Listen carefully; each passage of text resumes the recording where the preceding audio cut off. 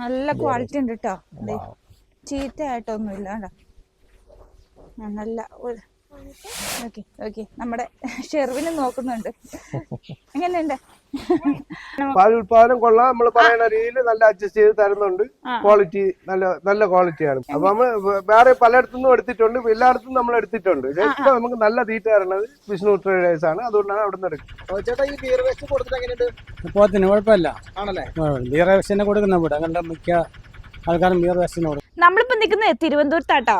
തിരുവനന്തപുരത്ത് അണ്ടൂർക്കോണം എന്ന സ്ഥലത്താട്ടോ. അതായത് ഇതിന്റെ അടുത്തായിട്ട് ഒരു ഫാം നമ്മൾ കാണാൻ വന്നതാണ്. അപ്പോഴാണ് അറിഞ്ഞത് മറ്റൊരു ഫാമിൽ നമ്മൾ നേരത്തെ വീഡിയോ ചെയ്ത വിഷ്ണു കാലിത്തീറ്റയുടെ ഒരു ഏജൻസി ഉണ്ടെന്ന് കേട്ടോ.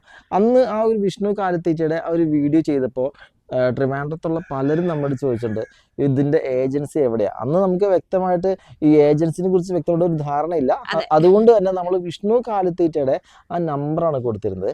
പക്ഷെ നമ്മളിത് അറിഞ്ഞത് ഇങ്ങനെ ഒരു, അതായത് ഈ ഒരു ഫാം വിസിറ്റ് ചെയ്തപ്പോൾ അറിഞ്ഞത് മറ്റൊരു ഫാമിൽ ഇങ്ങനെ ഒരു, അതായത് ആമിന ഡയറി ഫാം എന്ന് പറഞ്ഞാൽ ആ ഫാമിൽ അവിടെ ഈ ഒരു വിഷ്ണു കാലിത്തീറ്റയുടെ ഏജൻസി ഉണ്ട്. നമ്മുടെ ട്രിവാൻഡ്രം ജില്ലയിൽ ഏതാണ്ട് ഒരു 50 കിലോമീറ്ററിന്റെ റേഡിയസിൽ ആ ഒരു ചുറ്റളവിൽ ഈ ഒരു തീറ്റ എത്തിച്ചു കൊടുക്കുന്നുണ്ട്. അതും ഞങ്ങളുടെ 450-500 രൂപയ്ക്കാണ് എത്തിച്ചു കൊടുക്കുന്നത്. ഒരു ചാക്ക് എത്തിച്ചു കൊടുക്കുന്നുണ്ട്. അത് തന്നെ. അപ്പൊ അത്യാവശ്യം നല്ല രീതിയിൽ പോകുന്നൊരു ഫാമാണ്. അപ്പൊ ഇന്നത് കാണാനാണ് നമ്മൾ പോകുന്നത്. അതായത് ഇപ്പൊ ഞങ്ങളിപ്പോ ഇവിടുത്തെ ഒരു ഫാമിന്റെ വീഡിയോ ചെയ്ത് കഴിഞ്ഞപ്പോഴാണ് ഇങ്ങനെ അറിഞ്ഞത്. അപ്പൊ എന്തായാലും അതും കൂടി ഒന്ന് കണ്ടിട്ട് പോകാമെന്ന് വെച്ചു. അപ്പൊ എന്തായാലും അതൊന്ന് കണ്ടിട്ട് പോവാം. അതെ. അപ്പോൾ ഈ കാണുന്നതാണ് ആമിന ഡയറി ഫാം. ഇവിടെ 60-ലേറെ പശുക്കളുണ്ട്. ഈ ഫാമിന്റെ ഓണറിന്റെ പേര് മുഹമ്മദ് സലീം എന്നാണ്. എന്തായാലും അദ്ദേഹത്തെ നമുക്കിത് പരിചയപ്പെടാം. നമസ്കാരം. അപ്പൊ ഈ ഒരു പശുഫാമ കൊണ്ട് 10ഓളം കുടുംബങ്ങൾ കഴിഞ്ഞു വന്നു. അത് ശരിയാണോ? ഓക്കെയാണ്. അത് 2 നേപ്പാളി ഫാമിലി ഉണ്ട്, ഒരു ആസാമി ഉണ്ട്, 4 ലോഡിംഗ് കാറുണ്ട്, പിന്നെ ഞാനുണ്ട്, മരുവുണ്ട്, ഒരു ഡ്രൈവറുണ്ട്. ഈ ഒരു ഫാമിലിയിൽ തന്നെയാണ് ബിയർ വേസ്റ്റ് കാറ്റണം, ഇറക്കണം, കൊണ്ടുപോകണം, നമ്മുടെ കറക്കണം, ചാണകം കോരണം, എല്ലാ ജോലിയും ഉണ്ട്. പിന്നെ ചാണകം ഉണക്കിയേ കൊടുക്കുള്ളൂ നമ്മൾ. അതിനായിട്ട് ഒരാളുണ്ട്. ഇതെല്ലാം കൂലിക്കാരും നമ്മളും ഞാനും മരുവാനും കൂടെ തന്നെയാണ് ചെയ്യണത്. അതെ അല്ലേ? അപ്പൊ ഇവിടെ എത്ര പശുക്കളുണ്ട്? ഇപ്പൊ 60 പശുവും 3 എരുമ, ഒരു മോരി. 60 പശുവിൽ 50 പശുവും ഗർഭിണിയാണ്. എന്നാലും 700 ലിറ്റർ പാൽ ഇപ്പൊ ഉണ്ട്. 700 ലിറ്റർ ഉണ്ടല്ലേ? ഇപ്പൊ അത് അടുത്ത മാസമൊക്കെ ആകുമ്പോഴത്തേക്ക് 800, 850, 900 വരെയൊക്കെ പോകും. ഓക്കെ. അപ്പൊ ഇത്രയും പശുക്കൾ കൊണ്ടുകൊണ്ട് എങ്ങനെ തീറ്റ ചെലവ് ക്രമീകരിക്കണേ? നമ്മൾ എപ്പോഴും ലാഭത്തിലാണ് പോണത്. നമ്മള് കൊടുക്കണമെന്ന് പറഞ്ഞു കഴിഞ്ഞാൽ ഒരു പശുവിന് ഒരു ദിവസം 13 kilo 14 kilo beer waste, 6 kilo silage, 4 kilo pellet. ഇത് ഒരു ദിവസത്തെ കണക്കാണ്. ശകലം വയ്ക്കോല്, ശകലം പില്ല്.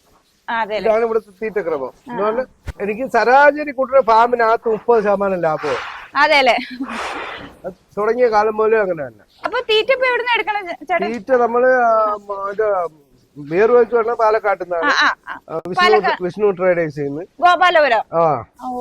നമ്മള് വേറെ പലയിടത്തുനിന്നും എടുത്തിട്ടുണ്ട്, എല്ലായിടത്തും നമ്മൾ എടുത്തിട്ടുണ്ട്. ഇപ്പൊ നമുക്ക് നല്ല തീറ്റ തരുന്നത് വിഷ്ണു ട്രേഡേഴ്സ് ആണ്. അതുകൊണ്ടാണ് അവിടെ നിന്ന് എടുക്കുന്നത്.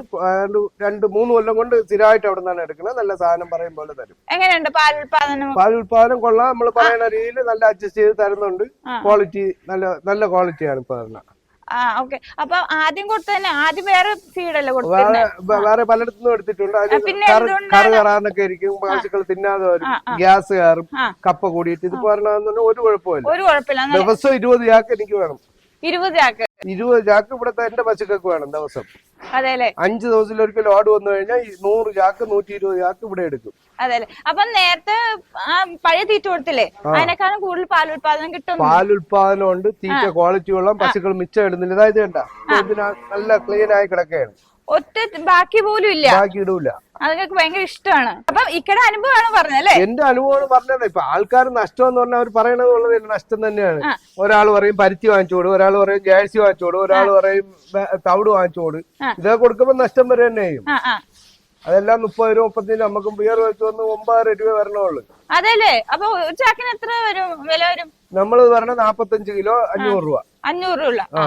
500 രൂപ സൈറ്റിൽ കൊണ്ടുപോകും. ആ പുറത്ത് വെക്കണത് കസ്റ്റമറിന് പോകാനുള്ള ഫാമുകളിൽ നമ്മൾ കൊണ്ടുവന്ന് കൊടുക്കും, സൈറ്റിൽ കൊണ്ടുവന്ന് ഇറക്കി കൊടുക്കും. അപ്പൊ ഇതിനകത്ത് ഇറക്കുന്നത് 120 വീട്ടിനകത്തേക്കുള്ളതാണ്. അപ്പൊ തിരുവനന്തപുരത്ത് എവിടെ എത്തിച്ചു കൊടുക്കും? 30 കിലോമീറ്ററിനകത്ത് എവിടെ ആണെങ്കിലും നമ്മൾ എത്തിച്ചു കൊടുക്കും, അവർ ഇറക്കി കൊടുക്കും. അപ്പൊ ഇവിടുന്ന് തീറ്റ എടുക്കുമ്പോൾ അവിടുത്തെ കസ്റ്റമേഴ്സിന്റെ അഭിപ്രായം എങ്ങനെയുണ്ട്? കസ്റ്റമറിന് നമ്മൾ കൊടുക്കണമെന്ന് പറഞ്ഞാൽ കച്ചവട പാർട്ടിക്കല്ല കൊടുക്കണത്, ഫാമുകാർക്കാണ്. നമുക്ക് കംപ്ലൈന്റ് ഇല്ലാത്ത തീറ്റയാണ് വന്നുകൊണ്ടിരിക്കുന്നത്, അപ്പോഴേ അവർ അഡ്ജസ്റ്റ് ചെയ്യും. അപ്പൊ എല്ലാവർക്കും നല്ലൊരു അഭിപ്രായമാണ്. ഇപ്പൊ 365 ദിവസം കൊടുക്കാൻ പറ്റുന്നുണ്ടോ? ഞാൻ എന്റെ കസ്റ്റമറിന് ഗ്യാരണ്ടി പറഞ്ഞിട്ടുണ്ട്, എന്റെ പശുക്കൾക്ക് തിന്നാണ്ടെങ്കിൽ നിങ്ങളെ പശുക്കൾക്കും കിട്ടിയിരിക്കുന്നത്.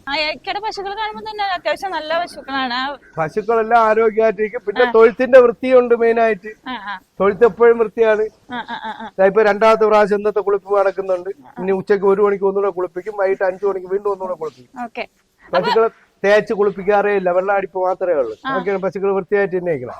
അപ്പൊ എത്ര വർഷമായിട്ടാണ് ഈ ഒരു പശു വളർത്തലിലേക്ക് വന്നത്? ഇത് ഇവിടെ വന്നിട്ട് 9 കൊല്ലമായി. 13 കൊല്ലമായി.